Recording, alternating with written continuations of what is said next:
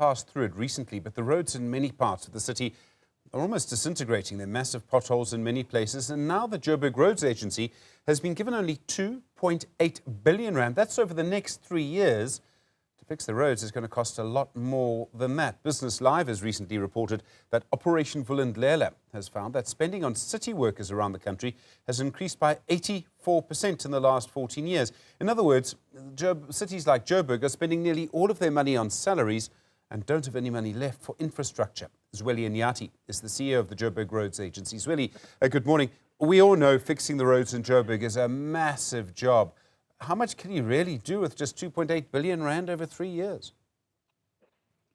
Look, I must admit, it's a drop in the ocean because the infrastructure backlog goes into billions.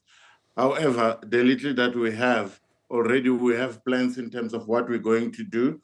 We have already committed, because if you look at it, it's about 912 million per financial year. So we've already committed 79% of the budget, and we have apportioned it according to, the works that we're going to do. For instance, you look at a good 152 going to bridge rehabilitation. We're looking at 189 going to stormwater upgrades, and you're looking at addressing traffic signals, which is about 60 million. You're looking at 149 for resurfacing of roads. Obviously, potholes, we do them in-house. And then obviously, you're looking at the gravel roads that we need to upgrade. We're putting about 190 million. It's not a lot, but we can start somewhere. We really need a serious cash injection, because the infrastructure is very, very old, and some of it has reached its lifespan. So, I mean, there's some things maybe you could do, and in some towns and some places we've seen local communities trying to fix potholes, to help fix roads. And in fact, I think it was in the Northern Cape, but one council actually went to court to stop them from doing that. I mean, I understand why they did. It doesn't make sense to me. Are there options there? I mean, there are a couple of private companies that help you with potholes in Joburg. I mean, could you maybe stretch your money a little bit by working with these groups? I mean, I'm available Saturday mornings if you need me. Yes, Steve, we are very big on partnerships. As you know, there's a partnership with Discovery called Pothole Patrol. We also have a partnership in the inner city with Josie My Josie on traffic signals and other related infrastructure. So a lot of private companies are coming on board to say, let's work together, because also they are benefiting from the infrastructure. But besides that, they are citizens of this country. So we are really open to such. All we need to do is just to make sure that the people are properly equipped and whatever they are doing is up to standard, so that we don't have public liability claims and other things.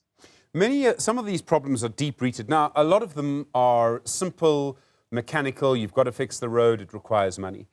One or two of them are sort of political, and there was this long-running dispute between the city of Joburg, so sort of the Joburg Roads Agency, but the city, and the province of Gauteng over certain traffic lights on quite big intersections. And as a result of that, no one fixed them. Is that dispute still going on?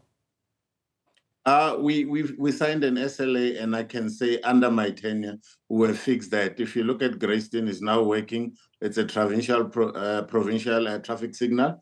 We have even put surveillance on it. We're still waiting for them to allocate us more budget, but we have done about 35 of their intersection in the last 3 months. So we're beginning to find one another.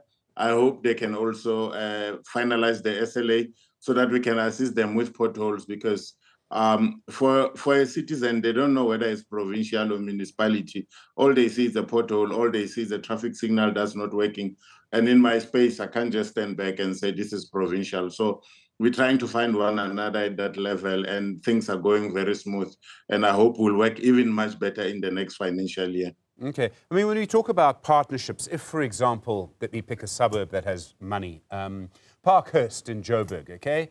A really rich suburb, some terrible potholes there. If the people in Parkhurst got together, maybe got a company to do it or did it themselves, would you stop them? Do they need to communicate with you before they do it? Can they just go and do it if they know what they're doing?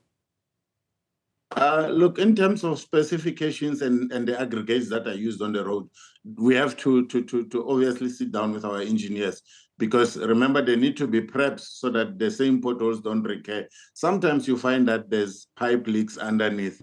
So if you just say to community, just go and patch a pothole, they'll take asphalt and dump it on a, on a ditch, and you find that it's still gonna recur, or it's even gonna get bigger. So we urge them, if they have any initiative at a community level, we can put hands together and be able to give them expert advice and the project management thereof. But we welcome any form of partnerships as a government. We can't close them out. Okay.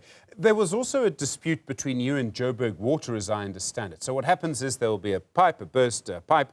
It's very urgent. The Joburg Water would go in and fix it. To do that, they have to dig up a big hole. In the past, for many years, you would come and fix the hole afterwards. And now that doesn't always happen. There's a complicated word for it. I can't remember. What's the situation there? If Joburg Water digs a hole because they need to fix a pipe, do you fix it or must they fix it? Look, we have an SLA with them. There's an understanding. There have been a lot of work that have been done on reinstatement. I remember mid-year last year, we're sitting at 10,000 of these places that have been dug up. But to date, I think we have done just above 6,500 of those reinstatements. So we are steadily closing them up. We have an understanding with them. Some of these diggings have got serious impact because they need the total reinstatement of the infrastructure, because there's services running through that. It's not only the pipelines, you have power, you have other things. So we're working very hard. I think we're only left with 30% of that allocation of reinstatements. So we found one another with Joburg Water, and we're doing what we can. So most of these issues have been resolved because it was just entity to entity within the city. So we're trying by all means that we bring the best service to the citizens in terms of that. I really understand that sometimes they can be scary, these diggings. But yeah, we're making sure that they are solved. Yeah, I mean, they're very deep and they last for a long time. Zweli, I warn you, my next question might get you into trouble, but let me ask it to you. Okay. One of the problems that we know, and I know from before you became the CEO, it was an Action SA councillor in Joburg, so a long time ago now, who said publicly that one of the problems at the Joburg Roads Agency was that the people who were working there, who were actually supposed to do all this work, weren't being very productive. I mean, they wanted to work under pandemic conditions for, months, almost a year after the pandemic was over, things like that. A large part of the money that you have to spend will be on salaries. Are your workers being productive? Are you getting value for money? Yeah, let me be honest. We just have just below 100 engineers, and considering the road network that we have and the 7 regions, those skills are really critical. One need to understand the structure of JRA. A lot of our workforce is general workers. So it cannot be correct when someone says it goes to salaries. That salary bill is because we need a lot of manpower. We have teams per region that are patching potholes and stuff like that. So obviously, that volume will relate to that particular allocation that you're talking about. Each and every team has got just below 10 people. So if you have 7 teams per region, spreading, let's say, Parkhurst, Sentin, and stuff like that, we have region A up to region G. So that should tell you a story. So when you see those trucks, they have at least 5 to 10 people working on different intersections and different roads. So that's the making of JRA. It is designed like that. We have regional teams, and most of them are just general workers. So it's not like you're having a mix of high-level professionals in big numbers. Yes, we do have skilled people, but they are specialized in what they are doing. So there's no such as a lot of money is going into salaries. It's just normal labor and trained artisans and stuff like that. Sure. So when you send your teams out every day, and I realize every pothole is different. Some can be very shallow, some can be very deep. But are they doing the work that they're being paid to do is really what I'm getting to. Yes. Remember, we have inspectors as well, and we have a lab. So one thing that we've done very well in the last year, we reopened our asphalt plant. So our asphalt plant allows us to, to reseal and do a lot of potholes at a go, because we don't have to buy those things. The trucks just go to our plant and load, and be able to reseal. Secondly, the quality of work is being inspected. So there's regional technical teams, there's a depot manager who happens to be an engineer, and you have stakeholder engagement manager. So you have professionals going around checking this kind of work. One thing that we need to also take into account, every road is different and every age of the tar is different. So it needs to be sent to the lab, be tested, and then they combine the aggregates so that they produce asphalt that can be compatible in that particular road, rather than just taking any kind of asphalt. So even the roads, the grading and everything is different. So there's a lot of work that goes behind it. Yes, I understand with the adverse weather conditions, the rains and stuff like that, you find that some of these things gets washed away before they can be glued together or stick on the road. And sometimes we have to come and redo the actual work. But we also need to take into account we're dealing with a city that is 100 years old. Some of these things were meant to last just for 25 years and be rebuilt from scratch again. And we never did that. And one of the issues, again, maintenance is very key. So when you don't have enough maintenance budget, you only have a budget to roll out infrastructure, it catches up with you in the long run. So those are some of the things that we're trying to correct that have erroneously happened in the past. Zweli, I know it's a big job, and I'd rather do my job than your job. I'm sure you've noticed that many people don't stop at traffic lights anymore. And there are a few reasons for this. Some of them are just minibus taxis. I don't need to say any more. Sometimes I think people during load shedding almost forgot how to behave at a traffic light. I really think, I mean, I found myself sometimes stopping and going because I became so used to it, and I'm sort of horrified when I realized I went through a red light, or maybe not horrified, but certainly embarrassed. I do wonder if you consider all of the problems that you have with traffic lights, and these are not problems you've created. People vandalize them, they drive into them, they break them down, they steal them, they steal the cable. It's a real problem for you, and I understand that. And I wonder if it might not be better to employ some young people, give them their first job, and at peak times in the morning and the afternoon, to actually have them directing traffic. And I think what might happen is that over time, they would be paid a monthly salary, yes, but they might actually be cheaper than having to fix traffic lights all the time, because it can be 60 to 100,000 Rand for a big intersection.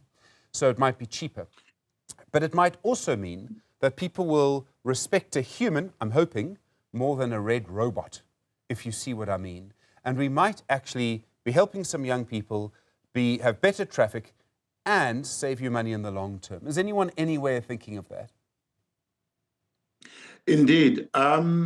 We do have a partnership with Outsurance at JMPD. Now I'm talking at a city level.